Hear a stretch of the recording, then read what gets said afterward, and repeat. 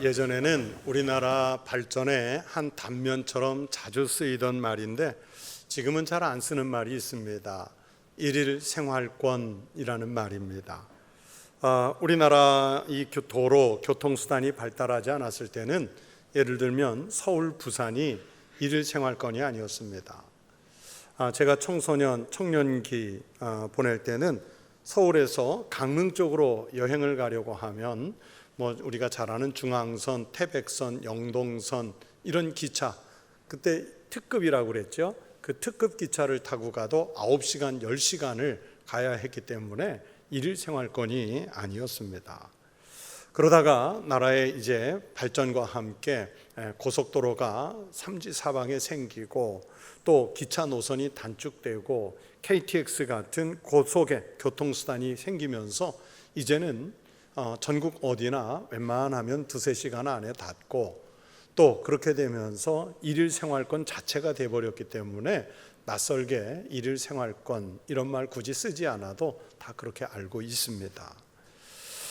오지 같은 산골짜기에 고속도로가 나고 또 고속철도가 산중을 지나가는 것을 보면 이 참 문명의 발달이라는 게 대단하다 그런 생각이 들고요. 그래서 사람들은 할 수만 있으면 편리한 교통수단, 좀 더 빠른 길, 좀 더 넓은 길, 안락한 길 찾아서 가려고 하는 그런 본성들이 있습니다. 제가 아주 오래전에 여름 휴가를 맞아가지고 혼자서 우리 국토를 좀 순례하는 마음으로 가야겠다 하는 마음에 국토 순례를 하는 마음으로 그렇다고 걸어서 갈 수는 없고 해서 혼자서 자동차를 가지고 그 고속도로는 조금 더 이용하지 않고 그냥 좁은 국도만 타고서 왕복을 호남 쪽을 여행했던 적이 있습니다.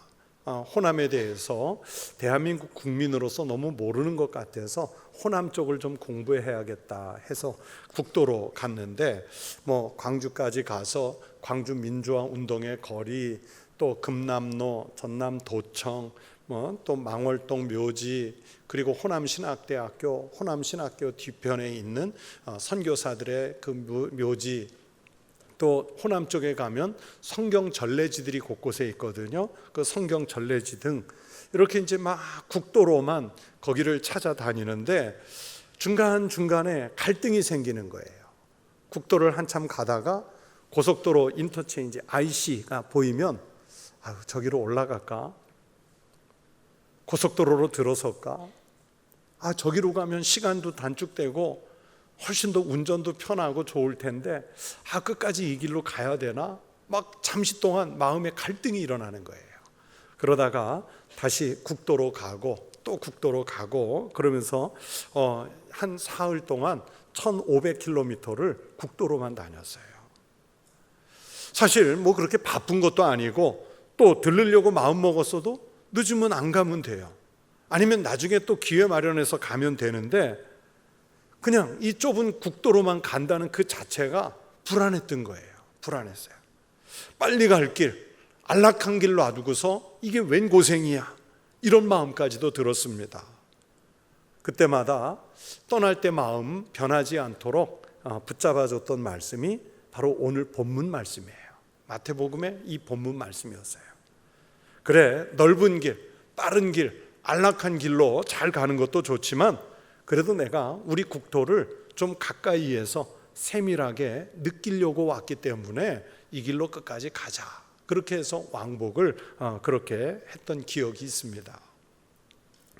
여러분, 넓은 길, 빠르고 좋은 길을 놔두고 좁은 길로만 다니는 일은 결코 쉬운 일이 아닙니다. 사람들은 보기에 좋은 떡이 먹기에도 좋다고 우선은 보기에 좋은 것, 편한 것, 즐거운 것을 택하도록 돼 있습니다. 그래서 여행을 할 때도 굳이 힘든 길을 택하지 않고 가능하면 편안한 길을 택해서 가고 싶은 거지요. 그러나 여러분, 보기에 좋은 길이 무조건 다 좋은 길은 아닙니다. 보기에는 좋아도 오히려 더 나쁘고 불편을 초래하는 경우도 종종 있습니다. 특별히 영적인 일이 더욱 그렇습니다. 예수 그리스도를 믿는 신앙의 길은 또 믿음의 삶을 살아가는 영적인 일은 보기에 좋은 길이 오히려 더 나쁜 경우들이 있습니다. 그래서 솔로몬은 잠언서에서 말씀하기를 어떤 길은 사람이 보기에 바르나 필경은 사망의 길이라 말씀했습니다. 또 이사야 선지자는 이사야 55장 8절 9절에서 말씀하기를 하나님의 생각과 그 길은 사람이 생각하는 생각이나 길과 다르다고 말씀했습니다. 하나님의 생각은 마치 하늘의 생각과 같고 사람의 생각은 마치 땅의 생각과 같아서 하나님이 하늘이 하늘보다 높음 같이 또 그 하나님의 길이 우리의 길보다 높음 같이 하나님의 생각도 사람의 생각보다 사람의 길보다 훨씬 높은 곳에 있다고 말씀하셨습니다. 여러분, 그래서 사람이 보기에는 흥하는 길이지만 하나님 보시기에는 망하는 길일 수 있고요, 사람이 보기에는 그래 이 길로 가다간 망하겠다 하지만 하나님 보시기에 그 길이 흥하는 길일 수 있습니다. 그것이 바로 신앙의 역설적인 길이에요. 현대 세계를 살다 보면 통계에 의지하거나 또는 민주주의라는 이름 아래 다수결에 의지해서 살 때가 있죠. 경제활동을 한다든지 시험을 준비한다든지 선거를 한다든지 일기예보를 한다든지 할 때 보면 지금까지의 통계에 의지하는 경우들이 있습니다. 팬데믹 시대를 맞아서도요, 전염병에 대한 진행 방향, 규모, 면역에 대한 반응, 대응, 세밀한 부분까지 매일 통계로 발표되는 것을 우리가 늘 접하면서 살고 있잖아요. 나라가 어떤 큰 일을 결정할 때도요, 통계라고 하는 것 또는 다수결이라고 하는 여론이라는 것들은 아주 중요한 지표가 됩니다. 통계를 활용한다는 것은 가끔 틀릴 수도 있지만 그래도 그나마 그것이 실수나 실패를 줄이는 아주 중요한 방법 중에 하나이기 때문입니다. 그러나 여러분, 영적인 일, 특히 믿음 생활하는 일은 통계나 또는 다수결의 원리에 의지하면 안 됩니다. 영적인 고백을 통계에 따르면 안 됩니다. 모든 사람이 행하는 길이 다 옳은 길이 아닙니다. 우리 사람들의 앞길에는 두 갈래 길이 있습니다. 하나는 천국을 향해서 가는 길이고 또 다른 하나는 당연히 지옥을 향해서 가는 길입니다. 이 두 길 중에서 여러분, 대부분의 사람들이 택하는 길이 무엇일까요? 대부분의 사람들은 오히려 지옥을 향해서 가는 길을 택해서 갑니다. 왜냐하면 그 길이 보기에 좋고 넓어 보이고 재밌어 보이고 안락해 보이고 또 무엇보다도 많은 사람들이 그 길을 택해서 가고 있다는 다수결 때문입니다. 그래서 통계에 의지해서 가면, 다수결에 따라가다 보면 대다수가는 지옥을 향해서 가게끔 되어 있습니다. 오늘 우리가 읽은 성경 본문은 예수께서 안내해 주시는 길입니다. 예수님은 사람들이 생명에 이르는 길을 찾아가도록 오늘 성경을 통해서 말씀합니다. 오늘 예수님은 생명으로 인도하는 길은 넓은 길이 아니라고 분명하게 말씀하시죠. 생명으로 인도하는 문은 좁고 그래서 그 길은 협착하다고 말씀합니다. 무슨 뜻입니까? 보기에 좋지 않다는 길이지요, 편한 길이 아닙니다. 험하다는 말씀이지요. 그래서 사람들이 가기를 꺼리는 길입니다. 예수님은 요한복음 10장 9절에서 말씀합니다. 내가 문이니 누구든지 나로 말미암아 들어가면 구원을 받고, 또 말씀하십니다. 요한복음 14장 6절에서 내가 곧 길이요 진리요 생명이니 나로 말미암지 않고는 아버지께로 올 자가 없느니라 말씀하세요. 예수 그리스도만이 구원에 이르는 문이요, 예수 그리스도만이 구원에 이르는 길이라는 선언입니다. 이 말씀을 받아 베드로 사도가 말씀합니다. 다른 이로서는 구원을 받을 수 없나니 천하 사람 중에 구원을 받을 만한 다른 이름을 우리에게 주신 일이 없음이라. 오직 예수 그리스도만이 길이고 예수 그리스도만이 문이에요. 그런데 문제는 구원을 얻을 그 다른 이름이 없이 오직 유일하게 예수 그리스도만을 통해서 우리가 구원을 얻어야 하는데 그 길이 결코 편하고 좋은 길은 아니라는 게 문제입니다. 그래서 예수님의 문, 예수님의 길만이 구원에 이르게 하는 것임을 알면서도 구원을 찾아서 이 문에 들어서고 이 길을 따라가는 사람은 아주 적습니다. 그러나 반대로 재물을 구하고 명예를 추구하고 쾌락을 즐기고 지위와 학문을 또는 안락함을 구하러 다니는 사람들이 너무 많아요. 그 길은 넓은 길입니다. 세상의 허다한 사람들은 자기 좋은 것만을 택하여 갈 뿐이고 예수님이라는 좁은 문, 그리고 가늘고 좁고 협착한 길을 택하여 들어오는 사람은 극히 소수에 불과합니다. 그래서 하나님의 백성은요, 우리가 이렇게 많이 모여 있는 것 같아도 세상에 나가면 그리스도인들은 언제나 소수예요. 언제나 소수일 수밖에 없습니다. 그 이유는 하나님께로 가는 길은 가늘고 좁아 보이고 불편해 보이고 손해보는 것처럼 보이고 무서워 보이기 때문입니다. 반면에 세상의 쾌락으로 가는 길은 넓어 보이고 안전해 보이고 그리고 많은 사람들이 그 길로 갔기 때문에 마치 옳은 길처럼 보여서 그 길을 따라가면 심리적으로 안전할 것 같은, 안정적일 것 같은 그런 마음을 주기 때문입니다.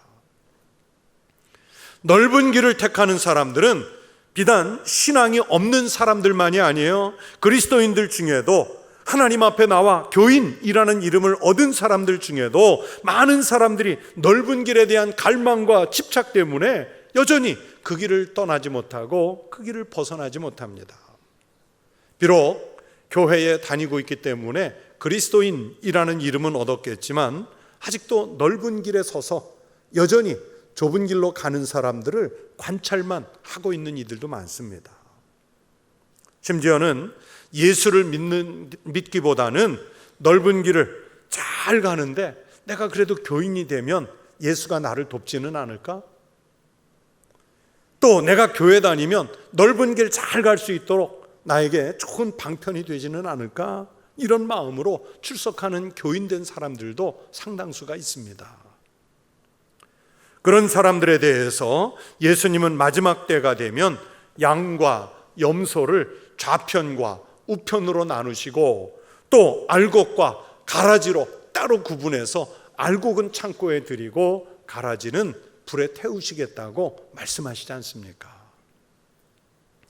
사랑하는 성도 여러분, 그러므로 우리는 정말 열심히 생명에 들어가려고 애를 쓰면서 믿음을 구할 필요가 있습니다. 지금 내가 가고 있는 길이 어떤 길인지도 모른 채 그저 막연하게 남이 걸어간 길이고 지금도 걸어가는 길이니까 안전하겠지 생각하면서 앞사람만 보고 아니면 많은 사람들이 가는 길인 줄로만 보고 따라가다 보면 반드시 후회할 일이 생기고 나중에는 결과적으로 멸망길로 들어설 수가 있습니다. 여러분, 짐승들도 자기네가 도살장 끌려가는 거는 안다고 그러잖아요. 그래서 아주 하기 싫은 일을 강제로 억지로 하는 것을 보면 우리가 뭐라고 말합니까? 소가 도살장 끌려가듯 한다, 그런 말 쓰지요. 소를, 가축을 도살장 데리고 갈 때 야, 너 오늘 도살장 가는 날이니까 마음 준비해라 말합니까? 알려주지 않아요. 그런데도 그 가축들은 자기가 도살장 가는 날을 알기 때문에 안 가려고 버티는 거예요. 심지어 제일 순하다고 하는 양도 그렇습니다. 순한 양도 그래요. 몽골에 선교 여행을 참 자주 갔는데 그 몽골에 선교 여행을 가면 갈 때마다 꼭 우리 일행을 대접한다고 양 한 마리 잡는 것을 볼 때가 있어요. 양을 처음 붙잡아서 정말 잡는 그 과정을 전부 관찰하는 그런 일이 여러 번 있었는데 여러분, 이 몽골 사람들은 물이 정말 귀하기 때문에 양을 잡을 때 물을 쓰지 않아요. 물이 필요하지 않도록 바닥에 피 한 방울 안 떨어지도록 아주 절묘하게 잡습니다. 얼마나 신기한지 몰라요. 맨 마지막에 내장을 씻어내기 위해서 겨우 물 한 바가지, 물 두 바가지 쓰는 정도입니다.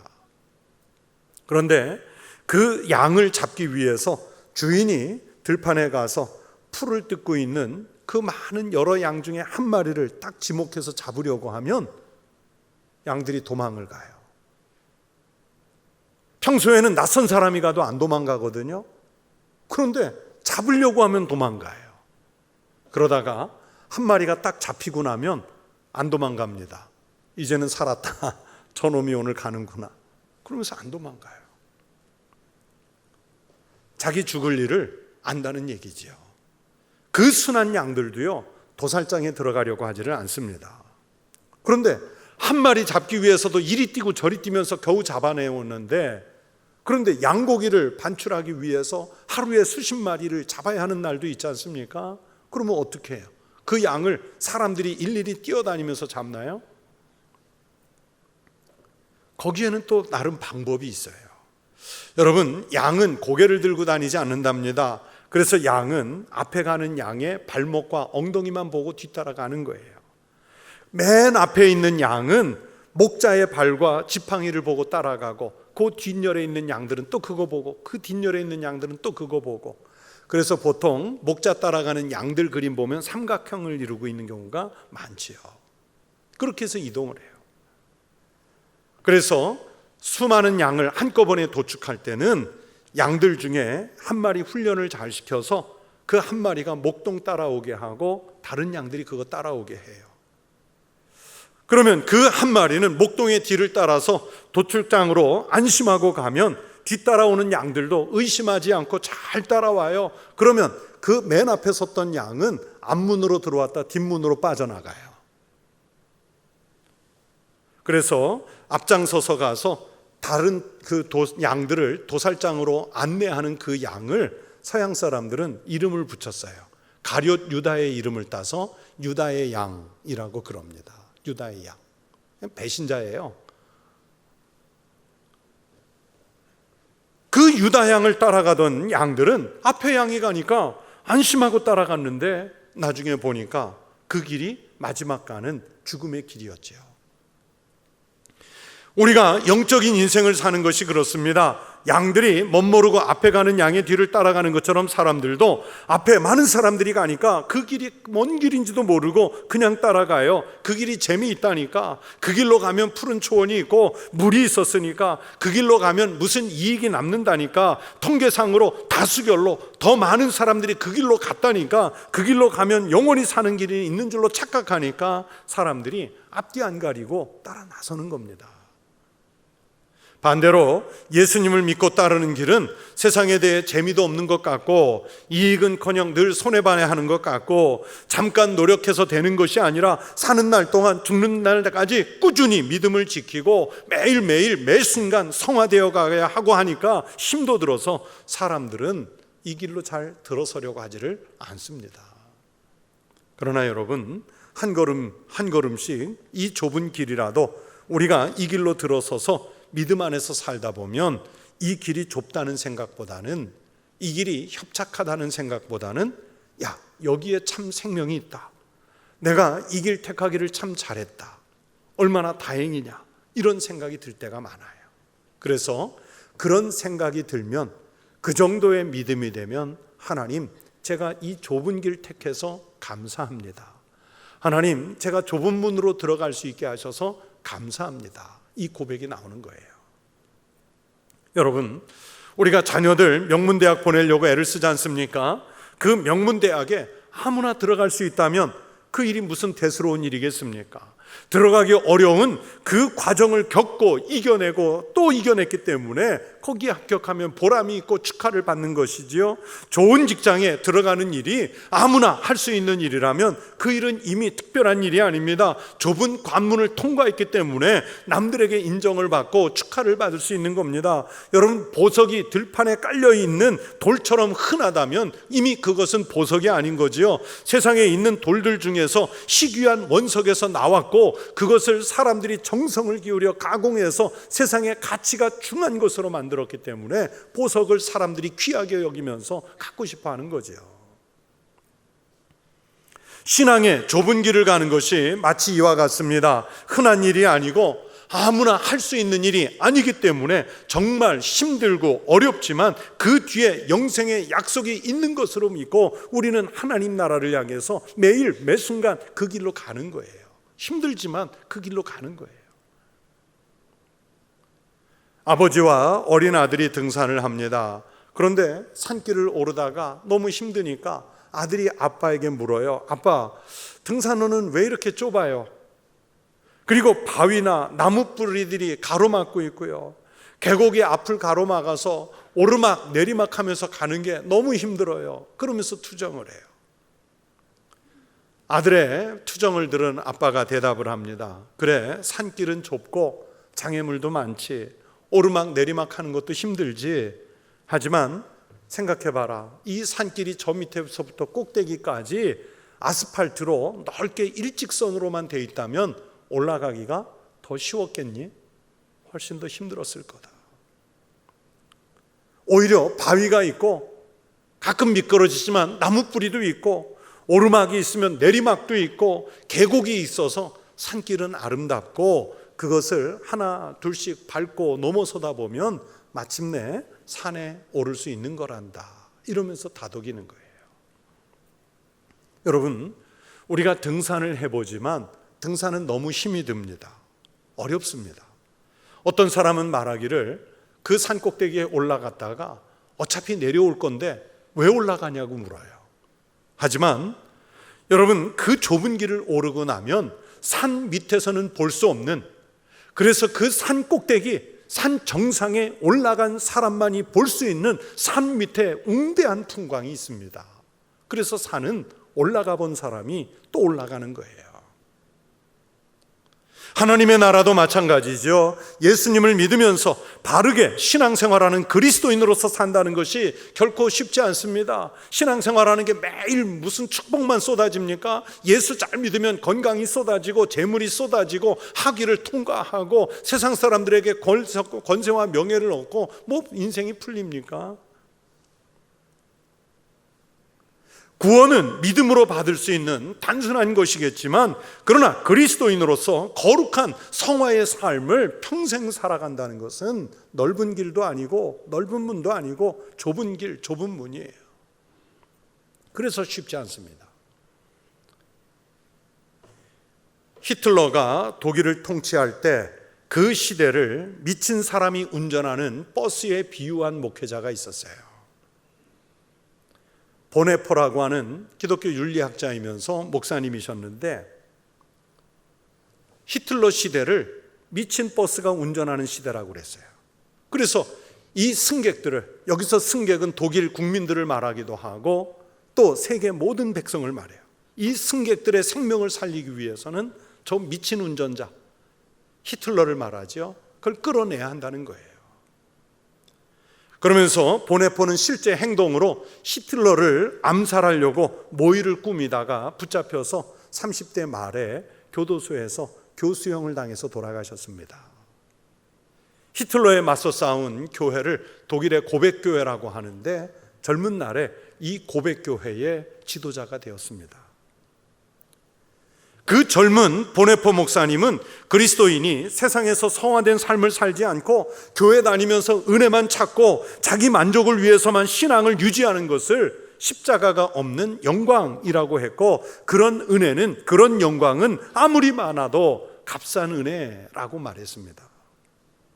우리가 십자가라는 좁은 문으로 들어가지 않고 좁은 길로 가지 않고 세상 사람들처럼 자꾸만 넓은 문으로, 넓은 길로만 가려고 하는 그 신앙의 태도는 십자가 없는 영광을 구하는 것이고, 그 영광은, 그 은혜는 아무리 잔뜩 받아놔도 값싼 은혜, 경박한 은혜가 될 수밖에 없다고 얘기했습니다. 우리가 물질 문명에 젖어서 그 편리함에 익숙해지고 쾌락을 추구하는 것에 별다른 저항이 없고 교회 출석하는 것이 마치 신앙의 전부인 것처럼 치부되는 시대입니다. 코로나 팬데믹 시대를 겪으면서 이런 현상이 더욱 심화되고 있습니다. 온라인이든 대면 예배든 예배를 드리는 것 자체는 훌륭하겠지만, 그러나 그렇게 예배를 드린 것만으로 우리가 신앙의 삶을 다 살고 있다고 안주하면 절대 안 됩니다. 또 같은 교회 안에서도 남들에게 빛나고 이름이 드러나는 것에는 앞장서고 싶지만 좁고 협잡한 신앙의 길을 가는 것에 들어서기를 꺼려하면 안 됩니다. 주님의 고난과 주님의 십자가를 자주 말하면 교회 출입하는 것이 불편해집니다. 교회 안에서 주님을 위해서 헌신하라고 하고 예배에 잘 참석하라고 하고 직분 잘 감당하라고 하고 11조 생활 잘하라고 하면 교회가 갑자기 부담으로 느껴져요. 또 교회 밖에 나가서 세상에 속해서 살아갈 때 그 삶의 자리에서 그리스도인다운 모습으로 살아야 한다고 말하면 정말 부끄러움을 느낍니다. 사회와 인류를 위해서 우리가 그리스도인으로서 의무를 다해야 한다고 하면 예수 믿는 것이 평안한 것이 아니라 큰 짐을 진 것처럼 무겁게 다가올 수 있어요. 그래서 여러분, 하나님 나라를 향해서 가는 길이 쉽지 않습니다. 예수님을 믿는 사람으로 살아가는 인생이 결코 녹록지 않습니다. 세상의 즐거움과 쾌락을 추구하는 삶에 비하면 우리는 너무나 좁고 험한 길을 가야 합니다. 그러나 하나님 나라에 당도한 사람만이 누리는 하나님이 주시는 복이 있는 줄로 믿습니다. 산꼭대기에 올라가 본 사람만이 하나님의 풍경을 볼 수 있는 것처럼 하나님 나라에 도달한 사람만이 누릴 수 있는 영광이 있는 줄로 믿습니다. 그 영광의 복은 바로 영원한 생명입니다. 영원히 죽지 않고 주님 나라에서 주님과 함께하는 복을 누리는 것입니다. 성도 여러분, 교회 열심히 다니면서 믿음을 지키는 삶보다는 세상에 속해서 재미있게 될 대로 되라는 식으로 사는 것이 훨씬 좋아 보이고 편해 보일 수 있습니다. 하지만 기억하십시오. 그 길은 멸망하는 길이에요. 열심히 신앙생활하는 길은 좁은 문이고 협착한 길입니다. 그러나 이 길은 인간의 몸으로 있을 땐 그렇게 보이지만 오히려 영원히 죽지 않는 길이요, 나중에 하나님 나라에서는 더 넓은 터를 소유할 수 있는 생명의 길인 줄로 믿습니다. 성도 여러분, 오늘날 세상이 너무 많이 힘이 들지요. 여러분도 힘이 들 겁니다. 경제적인 위축 때문에 힘들고, 또 몸이 아파서 힘드시고, 가족들 중에 평안치 못한 사람이 있어서 힘이 들 수 있습니다. 그렇다고 해서 세상이 이렇게 힘들 때 정치인들이 속 시원한 세상을 만들어주는 것도 아니죠. 오히려 뉴스 시간에 스트레스 지수가 올라가지 않습니까? 어디다 우리의 힘든 내용을 하소연할 곳이 없는 그런 만큼 힘이 듭니다. 그런 상황에서 그리스도인으로서 우리가 그리스도인답게 제대로 살아보려고 하면 정말 어렵고 힘이 듭니다. 그럴수록 여러분, 주님께 나아가는 길을 찾으십시오. 분명히 좁은 문이고 좁은 길이고 협착한 길입니다. 그러나 우리의 힘든 문제를 해결한 신앙의 길이고 신앙의 문입니다. 주님은 세상에서 가장 힘든 길, 십자가라는 문을 택해서 들어가셨지 않습니까? 주님은 그 길과 그 문을 통해서 우리를 영원히 살릴 길을 택하신 것입니다. 주님이 택하신 그 길이 너무 힘들어서 인간적으로는 꼭 피하고 싶은 길이었어요. 너무나 좁고 협잡하고 아주 좁은 문이었습니다. 그래서 예수님도 할 수만 있으면 주여, 하실 수만 있다면 이 잔을 내게서 옮기시옵소서 하면서 아버지 하나님께 간구하시지 않습니까? 그러나 결국 주님은 그 문으로 들어가셨고 그 길을 가셨어요. 그 길이 주님의 부활을 가져왔고, 주님은 주님의 그 길을 믿고 따르는 사람들에게는 생명을 얻을 수 있는 길을 열어 놓으신 것입니다. 여러분, 지금 믿음 없는 삶은 대로를 가는 기쁨을 잠시 주겠지만 영원한 지옥에 빠져 좁은 형벌의 장소에 갇히는 길입니다. 예수님을 믿으며 사는 길은 세상에서는 좁은 길 가는 길 같아도 하나님 나라에서는 그 나라를 마음껏 활보할 수 있는 축복을 예비하는 길인 줄로 믿습니다. 여러분이 하루라도 젊고 주님 앞에서 헌신할 기회가 주어졌을 때, 하루라도 더 사회와 인류를 위해 그리스도인으로서 살 수 있는 기회를 주셨을 때 좁은 문으로 들어가는 좁고 협착한 길을 마다하지 않고 달려가는 성도들이 되시기를 바랍니다. 비록 힘들지만 그렇게 좁은 문을 택해서 가는 여러분도 주님의 부활처럼 승리하게 해주실 줄로 믿습니다. 그 부활과 영생의 승리의 축복이 좁은 문을, 좁은 길을, 협착한 길을 택해서 가는 우리 성도들에게 하늘의 면류관이 되시기를 주의 이름으로 축원합니다. 기도하겠습니다. 하나님 아버지, 감사합니다. 우리에게 넓은 길보다 십자가의 길, 좁은 문, 좁은 길, 협착한 길을 가도록 신앙의 용기를 주셔서 감사합니다. 우리가 그 길을 갈 때 지치고 피곤하고 낙심하여 주저하지 않도록 언제나 성령님 우리와 함께 동행하여 주시옵소서. 우리가 교회 안에 있을 때나 세상 교회 밖에 나아가 어떤 삶을 살든지 비록 소수이나 그 좁은 문을 잘 통과하여 장차 하나님 나라에서 생명의 관을 받아 쓰게 하여 주시옵소서. 감사하오며 예수님 이름으로 기도드리옵나이다. 아멘.